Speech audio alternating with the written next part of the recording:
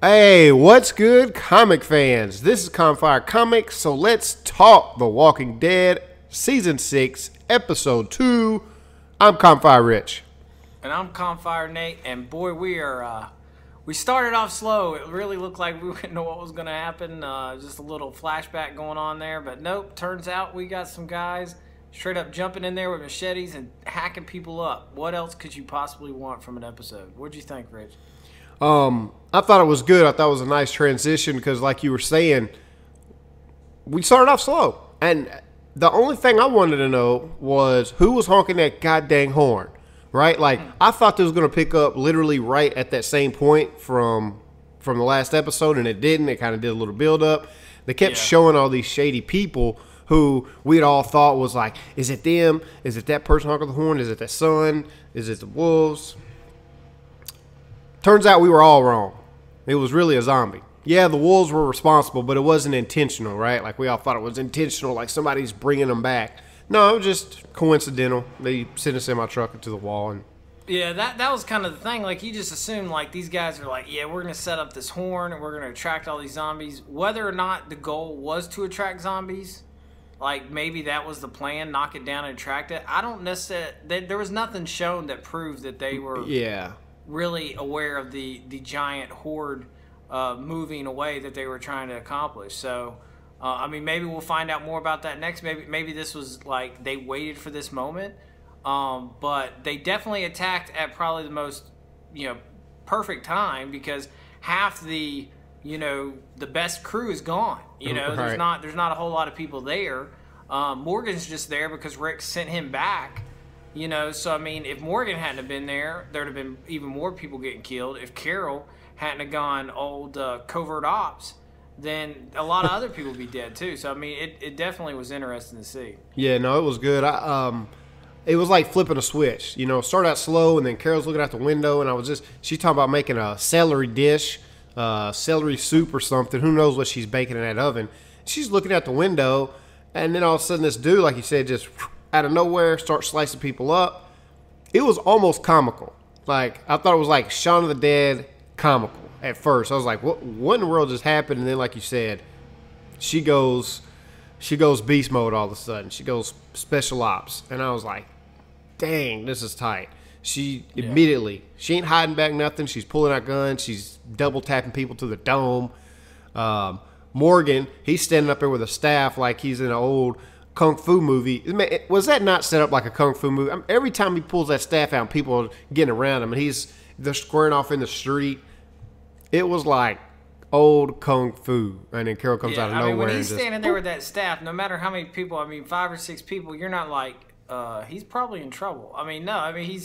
He whips that thing out and just Ninja Turtle style, just kicks everyone's butt, and it's just, and you could tell it's like, he could do so much more damage with probably, he could take that staff and put a blade on the end of it or something, but he's trying to, he's respecting life. He doesn't want to kill people. And he has issues with that in this. And you could tell, like, he's really wanting to let people go and be like, listen, I'm telling you right now, this isn't going to end well. He's giving people chances. And that's something the rest of our guys, they don't do anymore, and that's the same thing.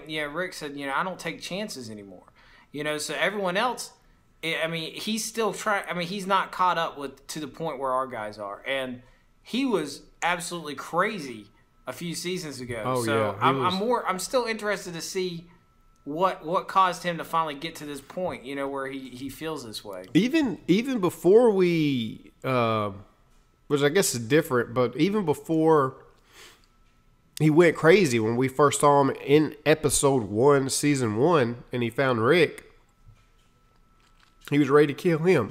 Uh-oh. Sorry, I was about to sneeze. I held it back. All right, we're good.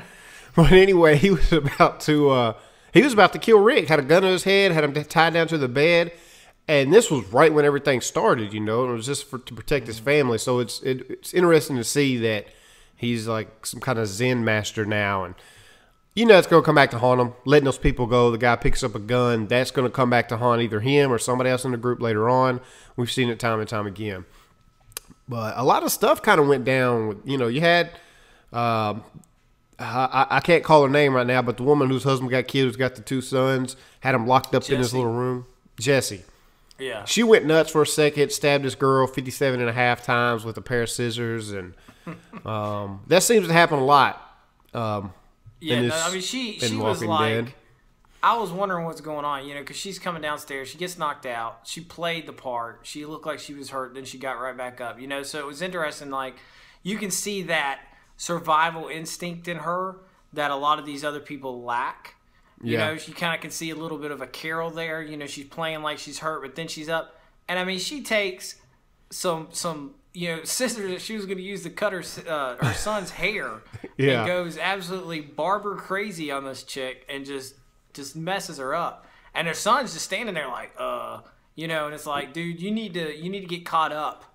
Like Ron or whatever his name is, the boy who's like, sad and emo because his dad was a bad guy and used to beat him. And then he died, and he's like, why did my dad die? I'm so sad about it. Your dad was a jerk. Your dad, beat you. And it was funny because the mom, when they were having that conversation when she was offering to cut his hair, she's like, raise your left arm. And you can't because his dad's messed him up. Yeah. So the kid's not even, he needs to get back to reality that your dad was a jerk. Stop, heroizing your dad in your mind like, oh, he was a good guy. No, he wasn't. He was a jerk. And he got what he deserved. And he saw his mom just absolutely go crazy. I mean, just like any mother would to protect her kid, just completely just barbaric. And I don't know what that's going to do for him. I don't know if this is going to be like a wake-up call for him to kind of like, hey, maybe I need to, get my head out of my butt. But like even after Carl saved him, he still didn't want to be around Carl. Like I don't know. I don't. He was butthurt because his girl that he liked was, up in the house with Carl, so he's like, no, I'm not gonna stay with you, and dipped out. Yeah, no, I don't see this kid making it out. And that's I feel like this guy's his days are numbered. Yep. Well, it was kind of a premonition from Rick. What we talked about last time with him saying these people don't deserve to be alive. They're too weak, and whether I do anything or not, they're gonna die. And you see the people who are weak, and these people are weak. I mean, they're not even fighting back. They're like, they're just getting, hacked to pieces. They're just getting slaughtered. And that was the other thing. Like, what's the deal with these guys, like, cutting them up? I mean, they were cutting them up. I think they're just crazy. I think this episode showed they were just crazy. Like, they're called the Wolves. They're like wolves. They're just like savages, like old Indians. That's just how they are. They just sweep through. The one person I was kind of impressed with was the recruiter. The guy who had the pictures in the bag. He had a gun out. He was fighting people, and we see people who are going to get strong. And it's just phasing out more people. They're going to wipe them out, and the group's going to get even smaller. And we'll see what happens from there. I did think Morgan was going to get killed. You remember they had that Carol put that chick in there in the armory with the gun up. Well, when everything was over and they had the door open, and immediately, right when I saw the door and he started walking slowly to it, I was just like, oh no.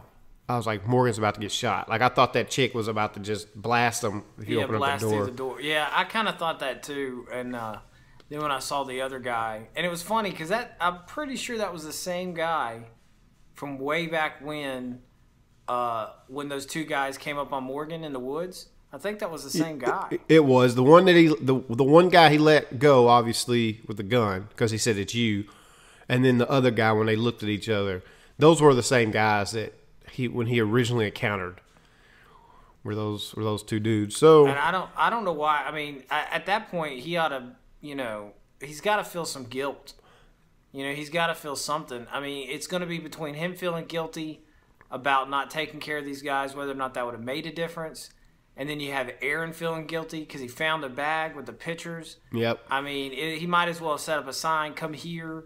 Like there's guilt to go around, all around. I mean, you saw Carol, she was crying. She felt bad because, I mean, you can figure she's feeling bad because she spent this whole time playing this part when she should have probably been helping these people learn to fight. Yeah, and I think she was actually let herself get vulnerable. Like, she'd play that part so long, even if you saw that moment when she was talking about teaching that chick how to bake spaghetti or something like that, and the other women looked at her and smiled and kind of nodded. Like, you could tell she was starting to form a bond with some of these women. You know what I'm saying? Yeah.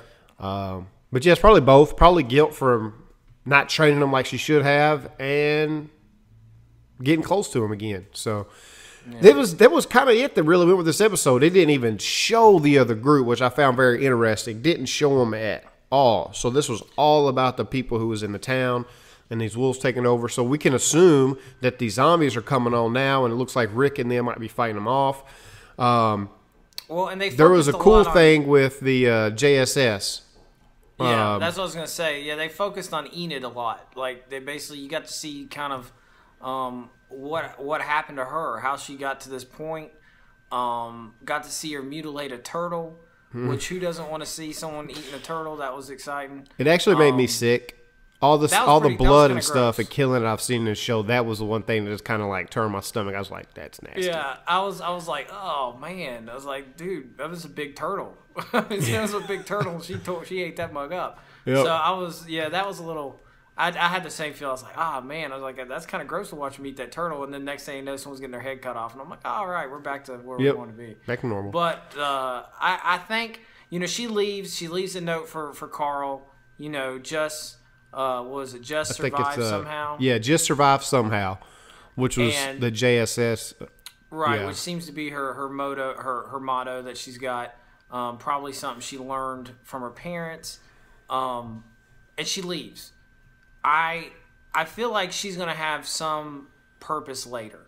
I think she probably left for a while, but why would they go through so much effort in telling us her backstory for her just to be gone? So yeah, I think we're going to see Enid again at some point. I think she's going to have a role to play. There's a horde of zombies out there. She's probably going to run into them. But, guys, that's it. That's really all we got. This was a really good episode that we started out slow and then, boom, they flipped the switch. Didn't stop until the end. Really looking forward to the next episode. Guys, subscribe to the channel if you don't want to miss any more of these talks, man. Get with us, get in the conversation, let us know what you think. There's going to be a subscribe link right underneath us right here. Just click on that and get with us, man. You can follow me on Twitter at ComfireRich. You can follow Nate over there at ComfireNate. And until next time, people, we are out. See ya.